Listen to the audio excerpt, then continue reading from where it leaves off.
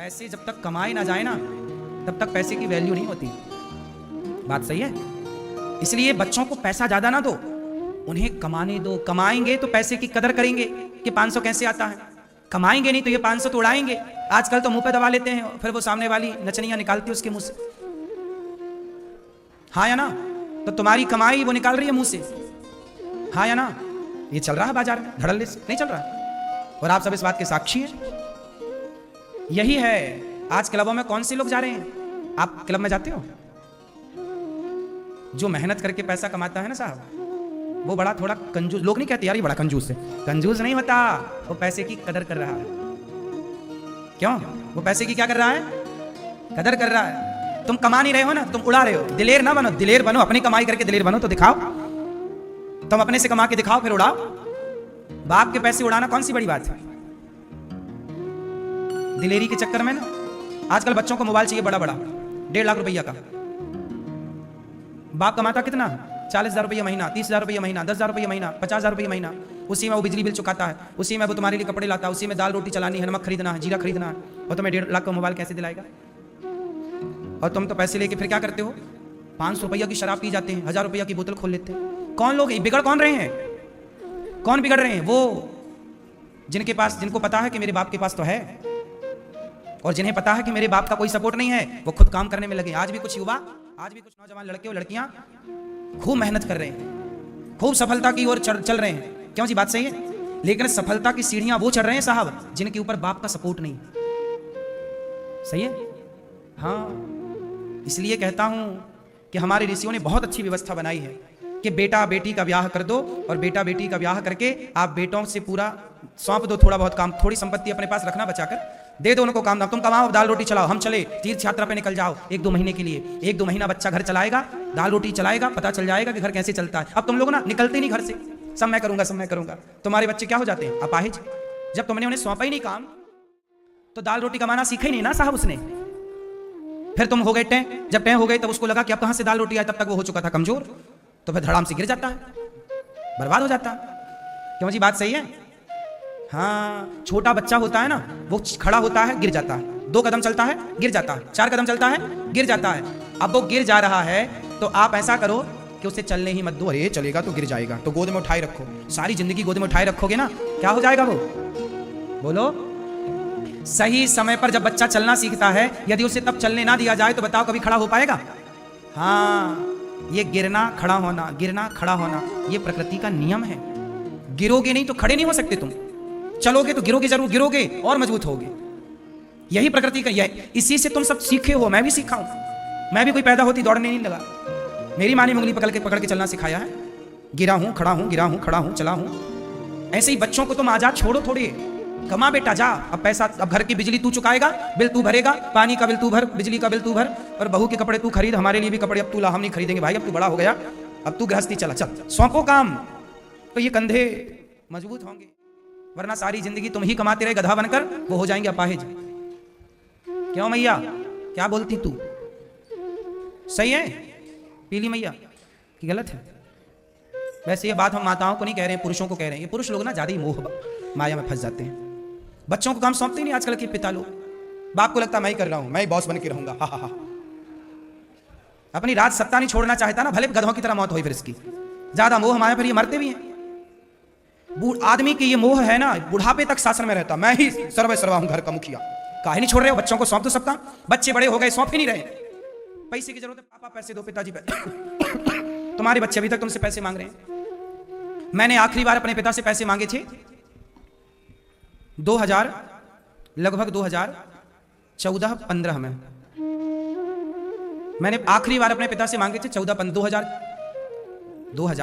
जब मैं 15 साल का, मतलब 14-15 साल का जब मैं था, लगभग 2003-4 की ये घटना होगी। मेरे गांव में मेला भरा था। मेरे गांव से 2 किलोमीटर 3 किलोमीटर आगे मेला घूमने के लिए मैंने पैसे मांगे। पिताजी पैसे दो, मेला घूमना है। तो पिताजी ने मुझे 2 रुपए दिए थे। कितने रुपए दिए थे?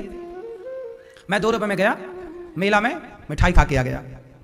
आप लोग मेला घूमे कि नहीं बचपन में? मेला में मिठाई, बढ़िया पुराने जमाने की बात है। तो मिठाई खा के आया, और झूला झूलने का मुझे बड़ा शौक था, वो बड़ा वाला झूला ऐसे, उसमें बैठ जाता था मैं, झूलता रहता। 2 रुपए मांगा मैंने। उसके बाद फिर मैंने कभी पैसे नहीं मांगे आज तक।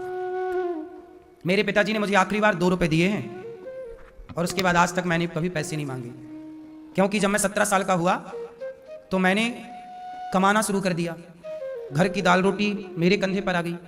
मैं भी समय से काम करने लगा ना, तो मुझे भगवान ने इस लायक बना के यहाँ बिठाया है। मैं भी अपने पिता के टुकड़ों पर पलता तो मैं भी अपाहिज हो जाता। वो तो पिताजी ने मुझे मजबूत बना दिया। तू कमा, तू ही रोटी चला, घर की नमक तू कर, है कि नहीं? जा, हम नहीं करें। हमारे पिताजी ने हाथ खड़े कर लिए, नहीं करेंगे कुछ, तुम लोग करो। फिर क्या हुआ? मजबूती मिली। काम करना था, करना ही था, नहीं करेंगे तो खाएंगे क्या? चलते गए चलते गए चलते गए, मजबूत होते गए। यही है सही परवरिश। सही है कि गलत है? सही वक्त था वो 17 साल जब मेरी उम्र थी। मतलब 20 साल का लड़का हो ना साहब, तब से आप 25 साल की उम्र में, आप देखो मेरी उम्र अभी 33 साल है, 34 कंटिन्यू है रनिंग में। मतलब मैं जब 25 साल का था तब से मैंने ये सारी प्लानिंग स्टार्ट कर दी थी कि कैसे वृद्ध माओं की सेवा करनी है, कैसे सब कार्य करना है। और सेवा का कार्य जब 25 साल की उम्र में शुरू किया, आप भी तो 5 साल से तो आप ही देख रहे हैं, 5-6 साल से टीवी पे सब सेवा गौरी गोपाल की। गौरी गोपाल आश्रम को कब से जान रहे हैं आप लोग? बोलो। 5-6 साल, 4-5 साल तो आपको सुनते सुनते हो गए होंगे टीवी पे, है ना? तब उस समय मेरी उम्र क्या रही होगी? 25 साल, 26 साल, 27 साल। तब से सोचिए काम करते करते करते, मैं पहले से 2007 से काम कर रहा हूं। 2006 में पढ़ने आया, 7 से मैंने काम स्टार्ट कर दिया। काम, पढ़ना भी, काम भी करना, पढ़ना भी, काम भी करना, पढ़ना भी, काम भी करना। अपने पैसे से पुस्तक खरीद के, मुझे जो पुस्तक चाहिए थी वो पुस्तक भी मुझे खुद खरीदनी पड़ती थी। मैं दूसरों की पुस्तक ले लेके पढ़ता था। वेद पुराण पढ़ने रहते थे ना, तो जो सीनियर विद्यार्थी होते थे हमारे गुरुकुल में, उनकी पुस्तक में लेके पढ़ता, शाम को पढ़ के लौटा देता। पुस्तक भी नहीं थी मेरे पास। फिर जो चाहिए थी फिर काम करता तो पुस्तक खरीद के लाता। ऐसे स्ट्रगल जीवन का स्टार्ट हुआ। लेकिन कुछ करना था कि जीवन में सेवा क्या करना था। मुझे गाड़ी खरीदने का शौक कभी था ही नहीं। सोचिए मेरी उम्र के लड़के ना सपना देखते मैं गाड़ी खरीदूं, ये वाली। मैंने कभी गाड़ी का शौक ही नहीं रखा, सपना ही नहीं। कोई गाड़ी का सपना देखूं, पागल हूं क्या? गाड़ी भी एक सपने का विषय है क्या? गाड़ी तो जरूरत का विषय है। गाड़ी वही खरीदनी चाहिए जिससे जरूरत पूरी हो, हाँ या ना? सही है। गाड़ी का क्या सपना? घर का मैंने कभी सपना नहीं रखा आज तक। गौरी गोपाल आश्रम में जो माताएं रहती हैं, जिस कमरे में माताएं रहती हैं, उन्हीं के बगल में एक छोटा सा कमरा है, 9x12 का कमरा है, जिस कमरे में मैं रहता हूं आज भी देख सकते हैं आप सब चीजें। घर नहीं बनाया मैंने आज तक कहीं, आप नहीं देख सकते कि अनिरुद्धाचार्य जी का वृंदावन में कहीं घर है। जरूरत ही नहीं पड़ी। मैंने सारे मेहनत करके सारा काम किया। मैं चाहता तो पैसे कमा के अपने लिए घर बनाता, महंगी महंगी गाड़ियां देखो, गाड़ियां भी मेरे को लेनी पड़ती हैं जरूरत के लिए। अब सोचिए मैं आज आपको कथा सुना रहा हूं ना, कल मुझे कथा सुना के गोवा जाना है और गोवा से लौट के भी आना है, परसों फिर कथा सुनानी है आपको। यहाँ तो कथा कंटिन्यू है और मुझे गोवा जाना है, तो मुझे लंबी लंबी यात्राएं करनी पड़ती हैं। कई बार मुझे आज कथा कह के कल भी कथा है और मुझे नेपाल जाना पड़ता है, कार्य काम के लिए जाके आना भी पड़ता है। तो फिर इस लंबी लंबी यात्राओं के लिए मुझे गाड़ियां तो रखनी पड़ती है ना, कि समय से पहुंचाए और समय से लाए। बड़ी बड़ी यात्राएं फिर वहाँ जहाज़ों से करनी पड़ती है, एयरपोर्ट पे जाके। तो कुल मिला के मैं आपको ये कह रहा हूँ, मैं जीवन में वहीं खर्च करता हूँ जहाँ मुझे ज़रूरत है। बिना ज़रूरत के मैं 1 रुपये खर्च कहीं नहीं करता। मैं चाहता तो घर बनाता अपने लिए, चाहता तो सब करता, लेकिन नहीं। मैंने सोचा कि गौरी गोपाल आश्रम बनेगा, जो फुटपाथ पर वृद्ध माएँ सो रही हैं, जो लोग भूखे हैं, प्यासे हैं, नंगे हैं, कपड़ों की कमी। मैंने सोचा कि सबको जो जरूरत मैं पूरी कर सकता हूं, यदि मेरे द्वारा देने से आपकी कुछ जरूरतें पूरी हो सकती हैं, आपकी आंखों के कुछ आंसू कम हो सकते हैं, तो आओ हम आंसू पहुंचने की सेवा करते हैं, लोगों को हंसाने की सेवा करते हैं, प्रसन्न रखने की सेवा करते हैं, कथा सुनाने की सेवा करते हैं, युवाओं को जो भटक गए हैं उन्हें सही दिशा दिखाने की सेवा करते हैं। तो हमने इस सेवा का काम पकड़ा। हमारी शौक सेवा है। हमारी शौक घूमना फिरना ऐशो आराम की जिंदगी वाली नहीं। अब देखिए कल प्रयागराज में था मैं, कथा कल पूरी वहां की विश्राम कल हुआ प्रयागराज जी का। आज प्रयागराज जी से आप देखो आपके बीच में कथा स्टार्ट हो गई। विश्राम कहां मिला? विश्राम राम काज कीन्हे बिनु मोहि कहां विश्राम। मेरी उम्र के लड़के ना बहुत आराम कर रहे हैं, नहीं कर रहे हैं। मेरी उम्र के लड़के खूब पिता के पैसे पे खूब बड़ी बड़ी गाड़ियों पे सड़क में ऐसे ऐसे गाड़ियां चला रहे, नहीं चला रहे। मेरी उम्र के लड़के शराब पी के पड़े हुए हैं, नहीं पड़े हुए। लेकिन यही तो भगवान की कृपा है कि भगवान ने मुझे हर बुराई से बचाकर समाज की सेवा में लगाया। मुझे बहुत खुशी होती है कि ईश्वर ने मुझे इस काम के लिए चुना। इतना बड़ा वृंदावन है, सोचिए पूरे वृंदावन में केवल गौरी गोपाल जी की रसोई ऐसी है कि कोई भी कभी भी आओ, दिन को आओ, रात के आओ, दोपहर को आओ, आधी रात को आओ, 24 घंटे रसोई में यहाँ भरपेट भोजन मिलता है लोगों को। दाल चावल सब्जी रोटी। पाए कि नहीं आप लोग प्रसाद? कितने लोग प्रसाद पाए? दाल अच्छी थी कि नहीं, सब्जी, भंडारा है, इसका मतलब ये नहीं कि हम कुछ भी खिलाएं, नहीं, आप जाके देखना भोजन में क्वालिटी है। हमने ब्रांडेड कपड़े नहीं पहने साहब, हमने ब्रांडेड शौक नहीं रखे, हमने ब्रांडेड सेवा की है। सेवा हो, बिंदास हो, अच्छा काम हो ना, अच्छा ही हो, फिर जब करो तो अच्छे से करो। क्यों जी, क्या कहते हैं? ये दास अनिरुद्ध का यही भाव, जब करो तो अच्छे से करो, बलाह न टारो। बात सही है।